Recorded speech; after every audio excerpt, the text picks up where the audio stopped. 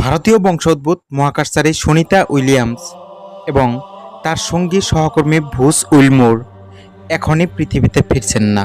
তাদের মহাকাশে রেখেই ফিরে আসছে বোয়িং স্টারলাইনার মহাকাশযান।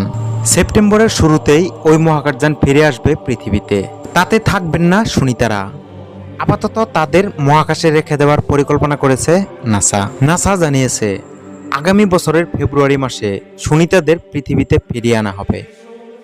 নতুন করে একটি মহাকাশযান তার জন্য পাঠানো হবে আন্তর্জাতিক স্পেস স্টেশনে। ততদিন সুনিতারা সেখানেই থাকবেন। ফেব্রুয়ারিতে ইলন মাস্কের সংস্থা স্পেসএক্সের ক্রিউ ড্রাগন মহাকাশযানের মাধ্যমে তাদের ফিরিয়ে আনা হবে। নাসা জানিয়েছে আগামী 6 মাস আইএসএসে কাজ করবেন সুনিতা এবং বুস। নাসার পরবর্তী প্রকল্পে তাদের যুক্ত করা হয়েছে। এই সময়ের মধ্যে মহাকাশে গবেষণা চালিয়ে যাবেন তারা। সুনিতা